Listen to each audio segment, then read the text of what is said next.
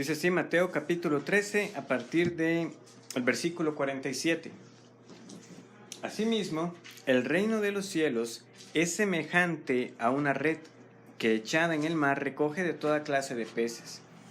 Y una vez llena, la sacan a la orilla y sentados, recogen lo bueno en cestas y lo malo echan fuera.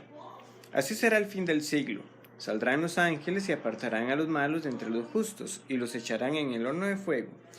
Allí será el lloro y el crujir de dientes. Jesús les dijo: ¿habéis entendido todas estas cosas? Ellos respondieron: sí, Señor. Él les dijo: por eso todo escriba docto en el reino de los cielos es semejante a un padre de familia que saca de su tesoro cosas nuevas y cosas viejas. Aconteció que cuando terminó Jesús estas parábolas se fue de allí, y venido a su tierra les enseñaba en la sinagoga de ellos, de tal manera que se maravillaban y decían: ¿de dónde tiene esta sabiduría y estos milagros? ¿No es este el hijo del carpintero? ¿No se llama su madre María y sus hermanos Jacobo, José, Simón y Judas? ¿No están todas sus hermanas con nosotros? ¿De dónde pues tiene todas estas cosas? Y se escandalizaban de él. Pero Jesús les dijo: no hay profeta sin honra, sino en su propia tierra y en su casa. Y no hizo allí muchos milagros a causa de la incredulidad de ellos. Estamos llegando hoy al final de las parábolas. No sé si también al último estudio de este año tengo que confirmarles, ¿verdad? Con el asunto de la mudanza y las fechas, cómo logro acomodar. Pero el Señor entonces, en este capítulo 13, nos ha enseñado muchas parábolas acerca del reino de los cielos, ¿verdad? Esa era la intención que nosotros notamos en el versículo 11, cuando dice: Él respondiendo les dijo: porque a vosotros os es dado saber los misterios del reino de los cielos, mas a ellos no les es dado. Entonces, a través de estas parábolas, el Señor estaba enseñando acerca de los misterios del reino de los cielos. Ahora, ya no era más un misterio porque lo está enseñando, pero resulta que lo enseñó a través de parábolas. De manera que para algunos sí siguió siendo un misterio. Porque el Señor dice: esto es para que se cumpliera lo que había dicho el profeta Isaías. Ahí está un cumplimiento profético que el Señor aquí indica: que teniendo oídos no oyeron, que teniendo ojos no vieron. Se recuerdan que yo les enfatizaba mucho eso, cómo alguien podía perfectamente irse a su casa y pensar que el Señor simplemente había hablado acerca de generalidades de la vida cotidiana. Qué importante escoger una buena tierra para sembrar. Qué impresionante lo que uno puede ver de una semilla tan pequeña como la de mostaza y que llega a ser un arbusto. Pero era eso lo que el Señor estaba enseñando, ¿no? De hecho, hasta los mismos apóstoles le preguntaron a Jesús: Señor, explícanos la parábola. Entonces, salvo que le sea dado a uno de nuevo puede leer la parábola y quedarse sin entender. Por la gracia del Señor, nosotros podemos ir y saber eso de antemano, de manera que, obviamente, mi compromiso es poder transmitir cuál es la correcta interpretación de la parábola, sabiendo que precisamente cumplen ese doble propósito, pero que aún escuchando uno cuál es el sentido con el cual uno debería entender lo que el Señor decía, igualmente uno corre el riesgo de que si no les dado a uno por el Señor, quedarse uno con la verdad, pero que esta verdad no haya calado en la vida de uno, y simplemente seguir como si la vida no pasara nada. Pero precisamente las últimas parábolas que estudiábamos, que las veíamos en conjunto, que eran la del tesoro escondido y la perla de gran precio, nos dicen a nosotros que no es así en el reino de los cielos. Quien verdaderamente ha encontrado esa perla de gran precio, al Señor Jesucristo, quien ha encontrado ese tesoro escondido en el campo, y ya veíamos cómo era que esto podía pasar, ¿verdad? Que en épocas de guerra, y obviamente sin ausencia de bancos, muchos guardaban sus posesiones más preciadas enterrándolas, ¿verdad? De manera que podía llegar el ejército enemigo, invadir, llevarse las cosas que podían ver al alcance, pero eso más preciado usted lo escondía.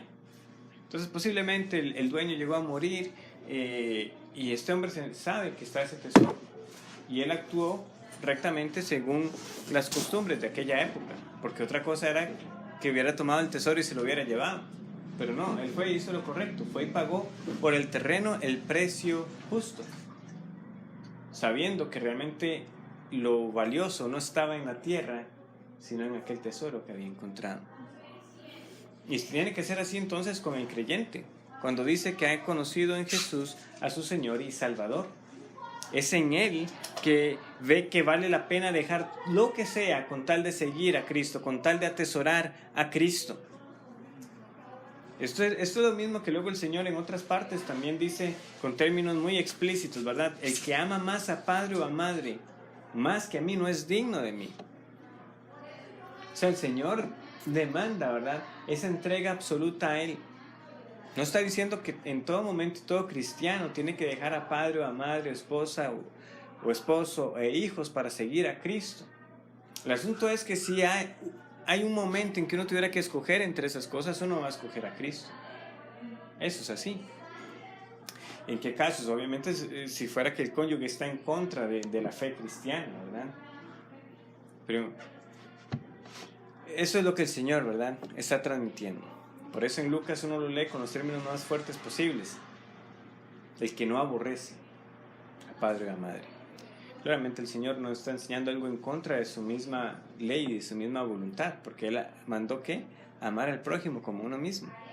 De nuevo, estábamos hablando en una situación que Él plantea que si se llegara a dar, uno tiene claro qué es lo que va a escoger. Lo mismo entonces con el mercader, ¿verdad?, de la perla. Es alguien que conoce las perlas, ese es su modo de vida. Pero entonces puede uno preguntarse, qué impresionante, ¿qué llegó a ver este hombre en esa perla que era un conocedor absoluto de ellas, que prefirió vender todo lo que tenía por quedarse con solo una? Con solo una. Nada menos que nosotros estemos dispuestos a abandonar los deleites temporales del pecado, las baratijas de la vida mundana, y aún hasta esos buenos regalos que el Señor da, con tal de tener solo a Cristo. Entonces uno no realmente ha creído en Jesús, como Él dice que ha de ser esa fe en Él, que está dispuesto a dejarlo todo, a tomar su cruz y a seguirle a Él cada día. Pero en general, este es el reino de los cielos. Esa es la posesión más preciada. No una posesión en esta vida temporal, sino una posesión en la vida eterna. Ahora, ¿qué nos enseña el Señor con esta última o estas dos últimas parábolas de la red y de los tesoros? Bueno, en la primera leemos lo siguiente: asimismo, el reino de los cielos es semejante a una red que, echada en el mar, recoge de toda clase de peces, y una vez llena la sacan a la orilla, y sentados recogen lo bueno en cestas y lo malo echan fuera. Así será al fin del siglo.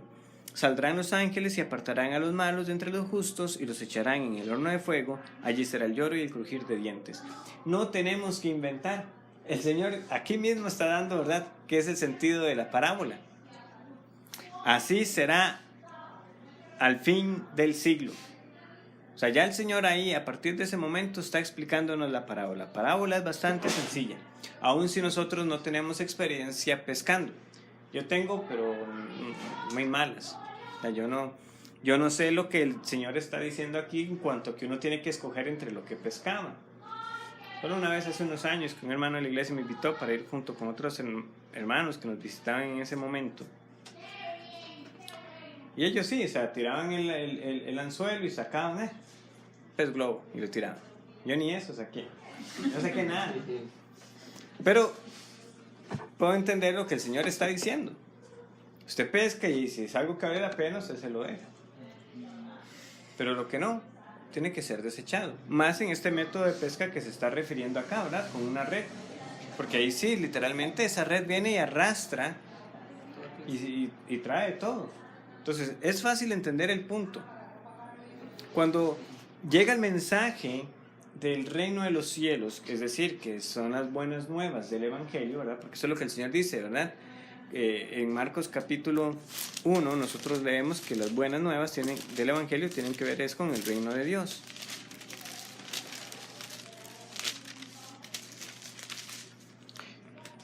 Dice así, Marcos 1:15, el tiempo se ha cumplido y el reino de Dios se ha acercado, arrepentidos y creed en el Evangelio. ¿Por qué nos manda el Señor a creer en el Evangelio? Bueno, porque el reino de los cielos se ha acercado. Ya hemos mencionado varias veces esto referente al reino de los cielos. Dios gobierna sobre toda su creación, pero está su gobierno particular sobre los suyos, y este reino que ya es, pero que todavía falta esa consumación, es el que aguardamos como creyentes. El reino de Dios tendrá esa consumación final. El ya, pero todavía no, que ustedes a veces nos escuchan decir.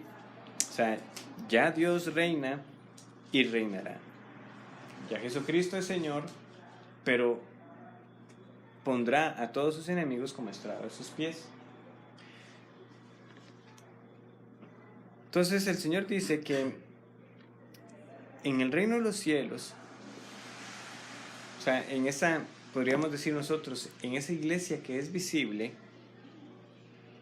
hay toda clase de personas. En ese sentido, la parábola no es muy diferente a la que ya estudiamos del trigo y la cizaña. ¿Recuerdan qué era lo que pasaba en la parábola del trigo y la cizaña?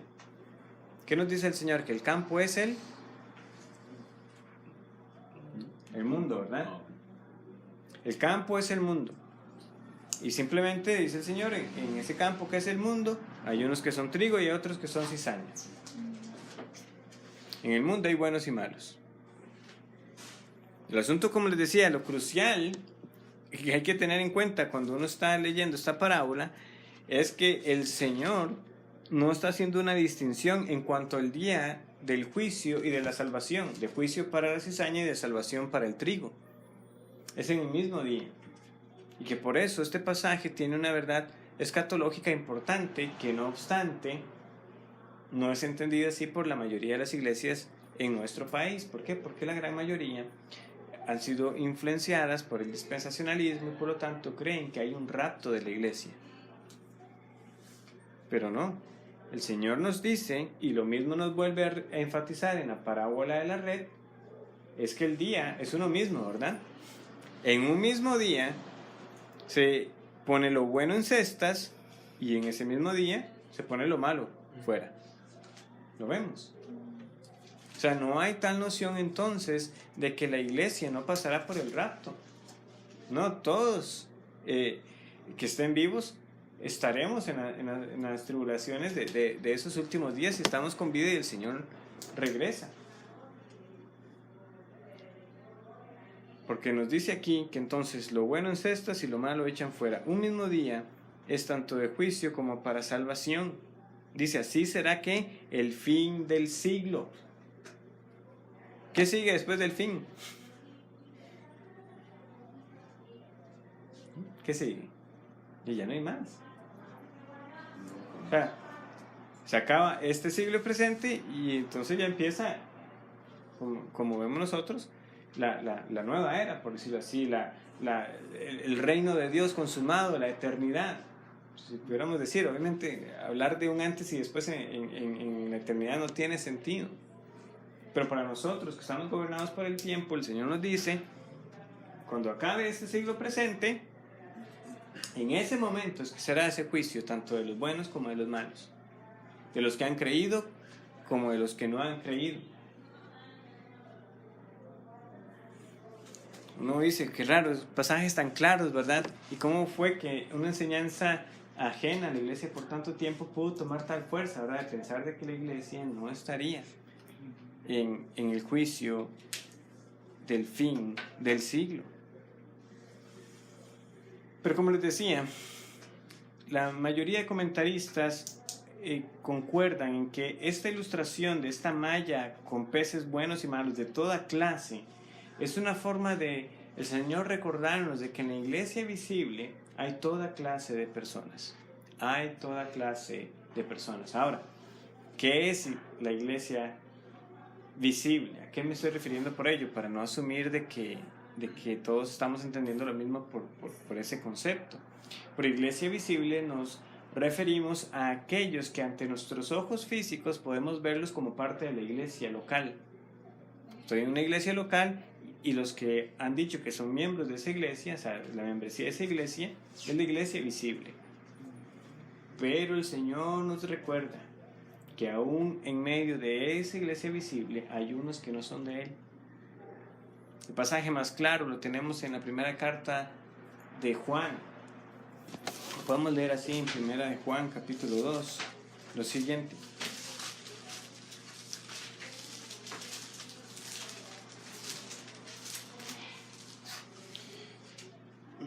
Versículo 19. Salieron de nosotros, pero no eran de nosotros, porque si hubiesen sido de nosotros, habrían permanecido con nosotros. Pero salieron para que se manifestase que no todos son de nosotros. Hay unos que parece que están en la iglesia visible, pero no son de la iglesia visible. Dios mismo trata con tales personas.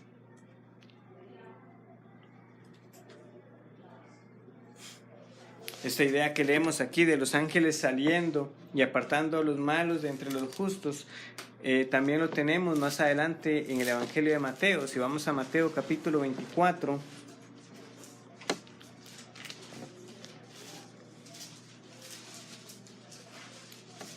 versículo 29, Mateo 24, 29. E inmediatamente después de la tribulación de aquellos días, el sol se oscurecerá y la luna no dará su resplandor. Las estrellas caerán del cielo y las potencias de los cielos serán conmovidas.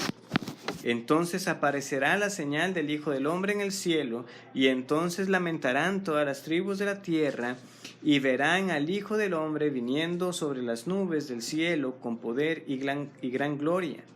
Y enviará a sus ángeles con gran voz de trompeta, y juntarán a sus escogidos de los cuatro vientos, desde un extremo del cielo hasta el otro. ¿A quienes envía el Señor? A sus ángeles para recoger a sus escogidos, nos dice el pasaje. Pero no termina ahí. Dice: de la higuera aprended la parábola. Cuando ya su rama está tierna y brotan las hojas, sabéis que el verano está cerca. Así también vosotros, cuando veáis todas estas cosas, conoced que está cerca, a las puertas. Cierto os digo que no pasará esta generación hasta que todo esto acontezca. Hay mucho, ¿verdad?, que se puede decir al respecto de este pasaje, y en su momento llegaremos. Tendremos oportunidad de exponernos también a temas escatológicos con Mateo 24. Pero no hay que esperar a Mateo 24 para ver de que el Señor ya desde antes le estaba enseñando a los suyos cómo serían esos últimos días. Ahora bien, dice: apartarán los malos de entre los justos y los echarán en el horno de fuego, y allí será el lloro y el crujir de dientes.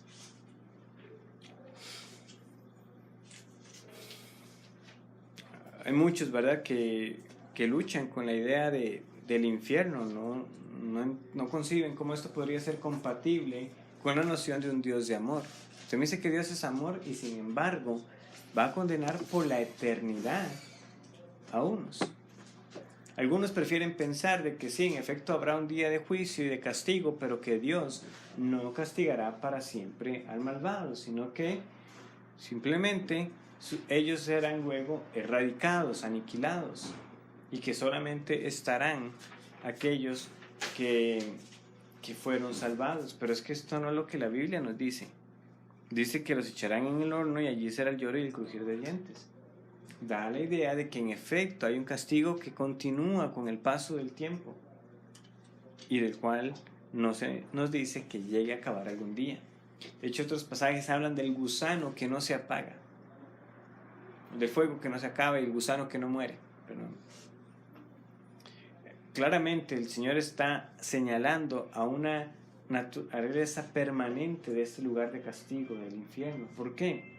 Porque ahí será donde esa justicia de Dios se manifieste con todo su magnitud, por decirlo de alguna manera. Porque Dios es justo, Él castigará el pecado para siempre. Y es algo que debe entonces sobrecogerlo a uno. Saber de que dentro de aquellos que están en la iglesia visible, piensen que son del Señor y al final no sea así, sino que será su parte con el lloro y el crujir de dientes. Hay de todo. Y el mensaje de la Escritura es para toda persona. Todos deben escuchar. Nosotros no estamos llamados a hacer ninguna acepción de personas porque Dios no la hace. Ahora, ¿quiénes creerán? Los que son de Él. Hablaba con una persona recientemente, en las peticiones y alabanzas, puedo contarles un poco más, pero dice, pero es que le invito para que vaya a un estudio y puedo ir, porque es que soy de la religión católica. Y yo no estoy hablando de eso, estoy diciendo que venga y escuche la palabra. ¿Por qué? Porque yo no puedo hacer ningún tipo de selección previa. O sea, el Señor sabe quiénes son los de Él. Y en su misericordia puede salvar a aquel que pensaba que lo suyo era otra cosa. Sin embargo, están aquellos que creen que son, pero en el día final serán sacados. Nosotros no podemos conocer a ciencia cierta lo que hay en el corazón de una persona. Pero el Señor ha puesto la iglesia como ese lugar que da testimonio de la fe de otros. Escuchaba un día estos, estábamos hablando entre los pastores, entonces, como lo expresaba uno de ellos, o sea, ¿quién da fe de que soy creyente? No solamente lo que yo pueda decir, sino que hay ahora, ya la membresía va por más de 115 personas, sino que hay más de 100 personas que también pueden dar testimonio de mi fe. Porque eso es lo que hay que entender cuando se está dando ese testimonio público y cuando la membresía está dando su amén. Y por eso es lo importante para los que ya son miembros de, en efecto, asegurarse de que han tenido ese tiempo para conocer a la otra persona, porque lo que estamos diciendo con nuestros labios estoy diciendo amén, yo estoy viendo en esa persona el testimonio de alguien que ama y ha creído en el Señor, que ha sido salvado por Él. Si no tomamos en serio esa responsabilidad, de nada vale decir de que uno tiene una membresía. Pero aún así sea una membresía de 100, de 20, de 40, de 200, de 500 personas, se nos puede pasar que alguien parecía que era de nosotros, pero dice Juan, pero no era de nosotros. Salieron de nosotros para hacer evidente que no eran de nosotros. Eso es lo que nosotros debemos tener claro.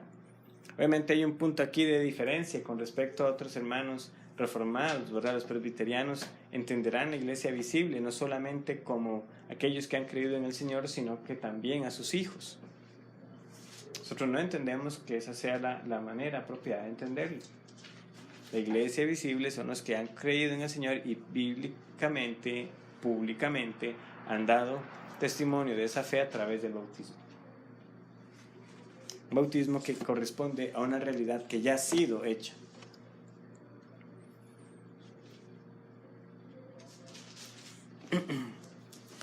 Bueno, como les digo, no hay más que decir, el Señor ya nos da la interpretación, se echa la red, hay peces buenos como hay peces malos, dice, así será en el día final, los ángeles apartarán los malos de entre los justos, y los malos serán echados en el horno de fuego, y allí será el lloro y el crujir de dientes. Son expresiones para que nosotros entendamos acerca de esa naturaleza horrible del pecado.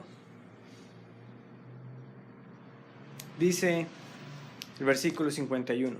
Jesús les dijo, ¿habéis entendido todas estas cosas? Ellos respondieron, sí, Señor. Él les dijo, por eso todo escriba docto en el reino de los cielos es semejante a un padre de familia que saca de su tesoro cosas nuevas y cosas viejas. El versículo 51, ¿verdad? ¿Qué puede considerar uno? Los discípulos dicen que sí han entendido. Y quizás su respuesta sí es honesta, es franca. A través de estas parábolas ahora han entendido más acerca del misterio del reino de los cielos. Sin embargo, yo también me atrevería a decir de que aunque ahora han entendido más, aún no entienden lo suficiente. Una evidencia de ello lo tenemos en Hechos capítulo 1. Busquemos todos Hechos capítulo 1.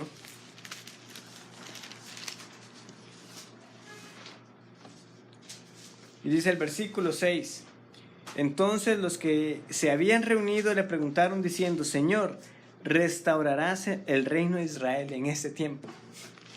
El Señor está por ascender y todavía están preguntando por cuándo sería ese día del reino de los cielos, cuando ya el Señor les había dicho el día y la hora. Nadie lo sabe. Nadie lo sabe. Su deber no es determinar una fecha que solamente pertenece al consejo secreto de Dios. Su deber es creer en el Evangelio, y si ha creído en el Evangelio, da igual cuántos años sean los que falten para que el Señor venga y establezca su reino. Él lo establecerá y será así. Pero entonces cuando los discípulos dicen: sí, Señor, hemos comprendido todas estas cosas, yo doy crédito a que algo entendieron. Sin embargo, es también evidente por lo que llega a suceder cuando el Señor Jesús es arrestado, que no todo lo habían entendido plenamente. Pero el Señor les dice que quien hace eso, quien entiende sus parábolas y como padre se preocupa para que sus hijos, para que su hogar, su familia también entienda cuál es la voluntad de Dios, dice que por eso todo escriba docto en el reino de los cielos es semejante a un padre de familia. Qué interesante este cambio. No dice que el padre de familia sea como el escriba, sino que el escriba docto es como el padre de familia, ¿verdad? Por eso todo escriba docto en el reino de los cielos es semejante a un padre de familia. No es al revés. No es que un padre de familia es como un escriba. ¿Por qué es que lo destaco? Bueno, porque nosotros debemos tener presente, ¿verdad?, en cuántas ocasiones el Señor habló duramente contra los escribas y fariseos. Y sin embargo, está usando aquí a un escriba como ejemplo. Pero no es cualquier escriba. Dice que es un escriba docto. Es un escriba realmente que ha sido enseñado por la palabra. Dice: y este docto en el reino de los cielos es semejante a un padre de familia que saca de su tesoro cosas nuevas y cosas viejas. ¿Qué significa esa expresión? Bueno, consultando, este versículo lo que da la idea es que un padre da a sus hijos tanto cosas viejas como nuevas. Es decir, lo viejo también tiene valor, no solamente lo novedoso. Dicho en otras palabras, el Señor está diciendo que el escriba docto, el escriba verdadero que está en el reino de los cielos, es uno que enseña a la luz de la revelación pasada y que enseña aplicándolo para nuestros días, para el hoy. No acude a lo viejo, al Antiguo Testamento, solo como una fuente de información, sino que entiende que debe instruir a su familia tanto en esa revelación antigua como en esta práctica que vemos que tenían los escribas de enseñar tanto lo que ya de antes se conocía como la nueva revelación que ahora el Señor estaba dando. ¿Por qué? Porque los discípulos ahora ya sabían mejor, ya conocían estos misterios que el Señor les estaba dando, ¿verdad? Entonces, si usted ha aprendido, enseña también lo nuevo. Entonces, el punto para nosotros de esta parábola con la que el Señor finaliza es que nosotros estamos llamados a proclamar todo el consejo de la palabra de Dios. Lo de antes, como lo que luego vino posterior, la revelación posterior. Y así entonces finalizan las parábolas. Pero el capítulo 13 no termina ahí.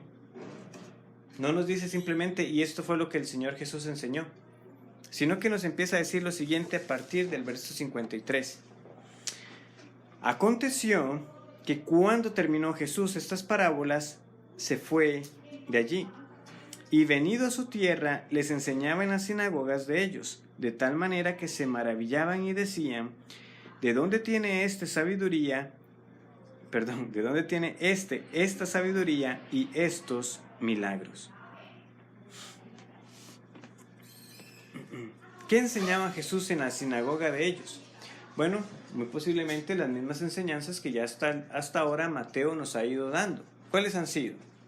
El Sermón del Monte, toda esta enseñanza de las parábolas. Por Lucas 4 sabemos también que, ¿verdad?, se tenía la costumbre de leer la Escritura, el Antiguo Testamento, como cuando Jesús abre el rollo, ¿verdad?, y está leyendo Isaías, y él dice, esto hoy se ha cumplido. Él estaba enseñando, y todo lo que enseñaba Jesús, esa era la correcta y verdadera interpretación. Pero ¿qué sucede con el caso de estas personas aquí en Nazaret? Se maravillaron. No nos dice que creyeran. Ese es el punto. No se nos dice que hayan creído. ¿En qué otra parte del Evangelio de Mateo que ya hemos visto hasta ahora leemos algo parecido? Que las personas se admiraran ante la enseñanza de Jesús.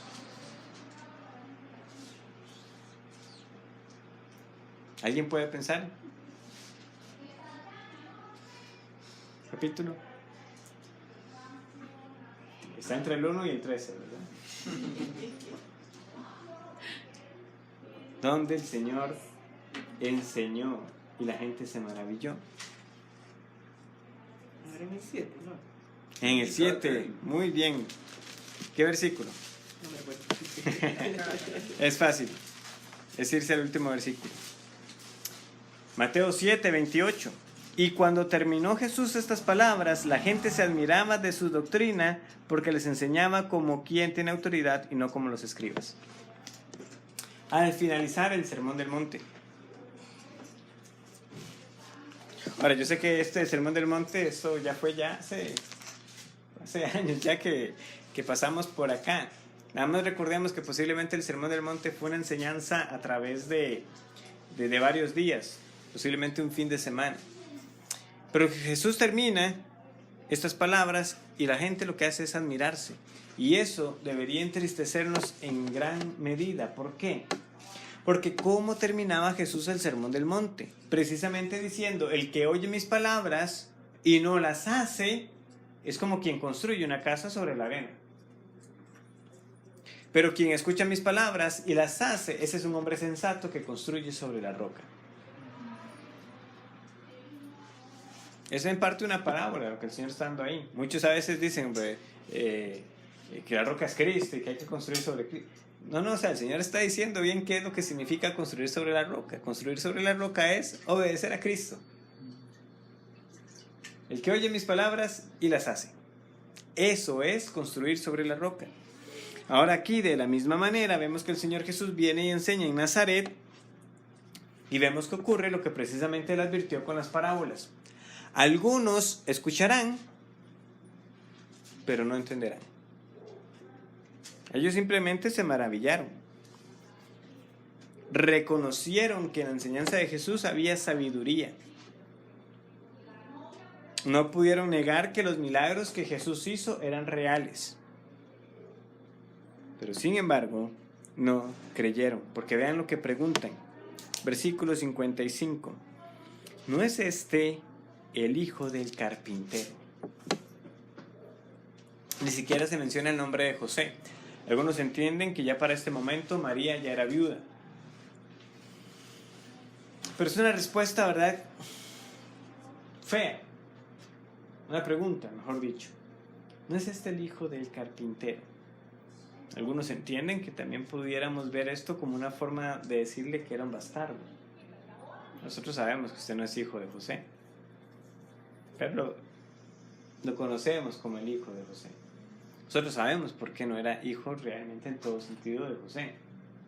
Porque Jesús nació por la acción sobrenatural del Espíritu Santo en María. Pero para los demás, José era su padre. Y Jesús se refirió a José como su padre.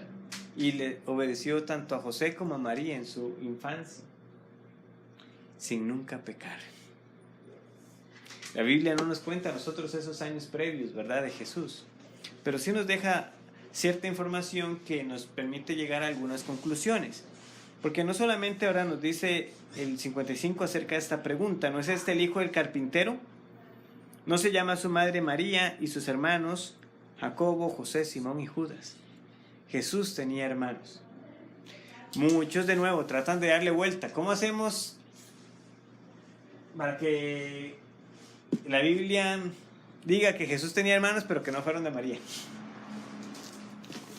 Y algunos, ¿verdad?, tratarán de explicar que no, que es que ese término hermanos no necesariamente significa un hermano de sangre, podría usarse también para un pariente cercano, pero no tiene mucha fuerza ese argumento. Lo cierto es que tampoco el pasaje explícitamente esté diciendo en este caso, ¿verdad?, que María haya dado luz a ellos. Sin embargo, en Mateo, nosotros sabemos que en el versículo 25 José llegó a conocer a su mujer, ¿verdad? Dice, pero no la conoció hasta que dio a luz su hijo primogénito y le puso por nombre Jesús. Entonces Jesús fue el mayor, porque para hablar de un primogénito es que luego hubo más hijos, ¿verdad? Y que sabemos que en efecto José conoció a María. Este Jacobo que leemos aquí es realmente al que conocemos como Santiago, el autor de la carta de Santiago. No voy a entrar en todos los detalles, pero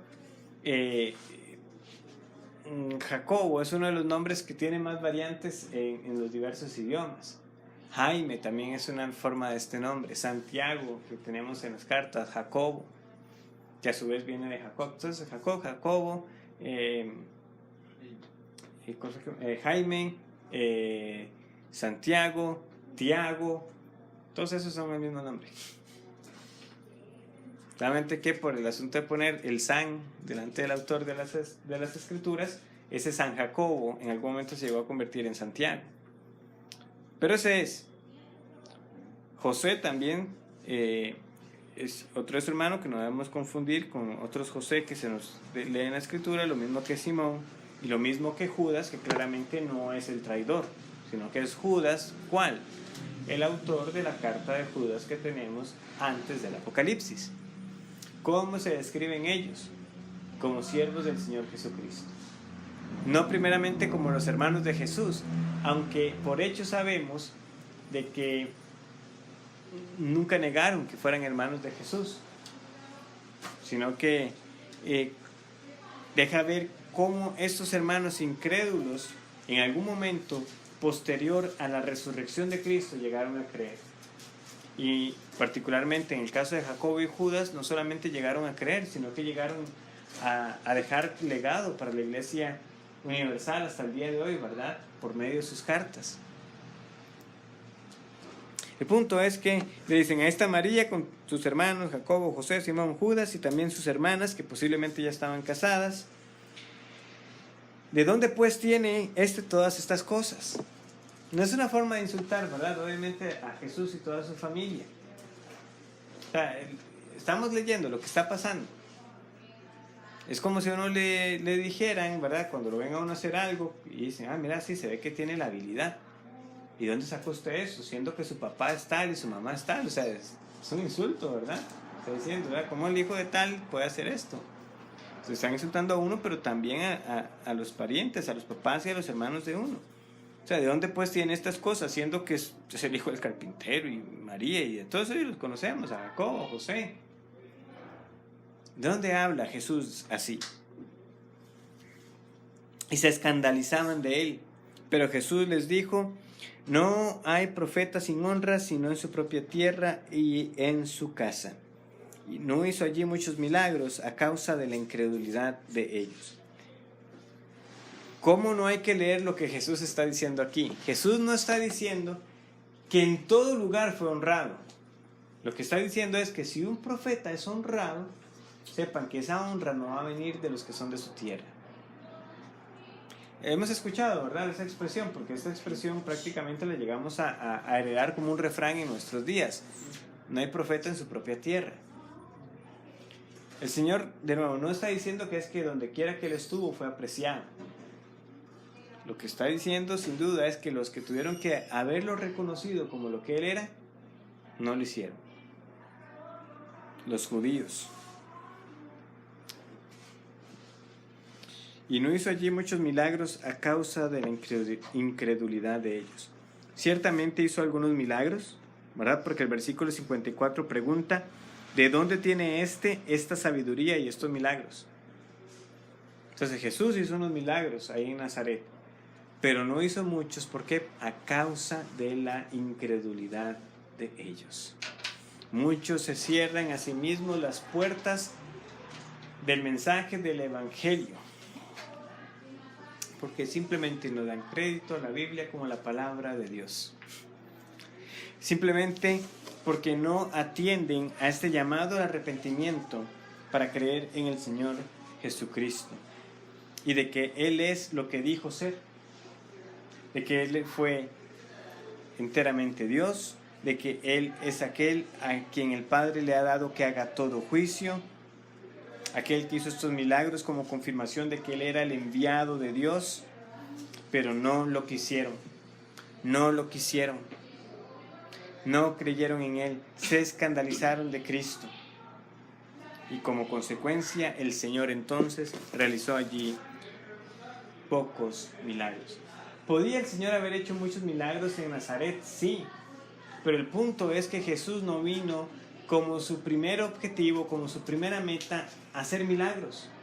¿A qué vino Jesús? Bueno, se los leí ahora al inicio de esta reflexión. El reino de los cielos se ha acercado, por tanto arrepentidos y creed en el Evangelio. Jesús, como la palabra de Dios encarnada, vino a proclamar la palabra del mensaje del arrepentimiento para salvación de los pecados únicamente en su obra. Eso era lo central. Si hubiera sido lo otro, nosotros leeríamos entonces en los evangelios cómo Jesús dejó de hacer mucho de su enseñanza por seguir sanando gente. Pero más bien, lo que leemos en los evangelios es que en ocasiones precisamente se retiró. ¿Por qué? Porque la gente venía solamente por eso. Entonces Él no se quedaba mucho tiempo en un solo lugar, sabiendo que la tendencia del corazón humano era simplemente buscar cualquier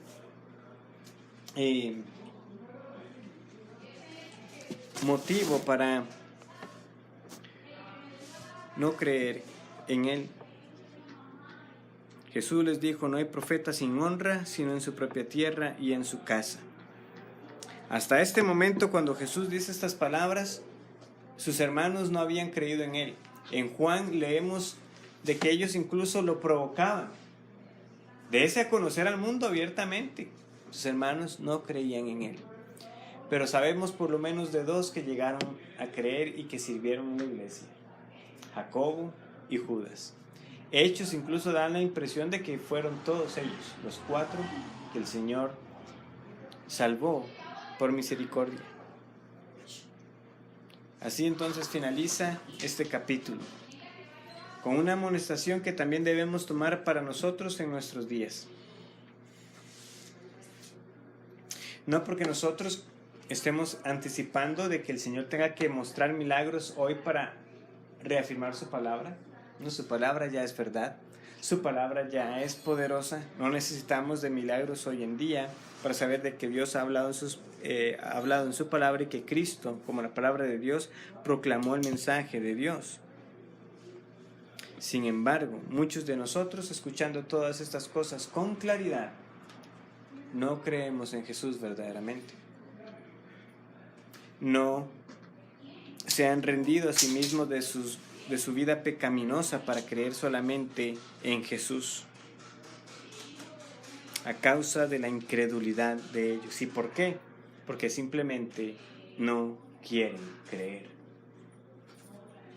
Y así era también usted, si dice que ha conocido la gracia del Señor. Uno que no creía en Jesús. Ay, yo eso no creo en esas cosas, eso no es para mí. Yo creo a Dios a mi manera, no como... Y sin embargo, el Señor en su misericordia convierte incrédulos en creyentes. Así lo hizo con los hermanos de Jesús. Y así sigue siendo hasta el día de hoy para nosotros, como aquellos llamados a anunciar su evangelio. Sabemos que en última instancia se colarán algunos peces malos, pero no es nuestro deber hacer esa separación hoy. En el día final el Señor la hará. Para que no se malentienda algo con esto que acabo de decir. Con eso yo no estoy diciendo que es que la iglesia entonces no puede expulsar a alguien, porque evidentemente lo que muestra su vida es que no es un creyente. Lo que estoy diciendo es que al ojo humano, y aún siendo fieles en aplicar la disciplina bíblica, habrá una persona aquí, otra persona allá, que parece que es parte de la iglesia, pero no es de la iglesia, porque no cree. Pero nuestro deber es proclamar, echar la red, y el Señor, que conoce a los suyos, apartará de manera definitiva a las cabritas de las ovejas, apartará definitivamente a los malos de los justos. Cuando llegue el día final, ¿qué es lo que usted está anticipando? Estar en la presencia de Dios, en ese reino de los cielos que será establecido en esta tierra, en esos cielos nuevos y esa tierra nueva, o estar en el lugar de la condenación, donde será el llanto y el crujir de dientes. Crea en Jesucristo, es su única esperanza. Y Él mismo también, por la palabra de su poder y el Espíritu Santo, puede convertir su corazón incrédulo en un corazón creyente. Pero no justifique ni crea que será suficiente decir a Dios, es que nunca hiciste esto por mí o nunca me mostraste. No. Cada vez que nos exponemos a la palabra de Dios de manera fiel, ahí está el Señor hablándonos y diciéndonos, el reino de los cielos se ha acercado, arrepiéntase y crea en el Evangelio. Oremos.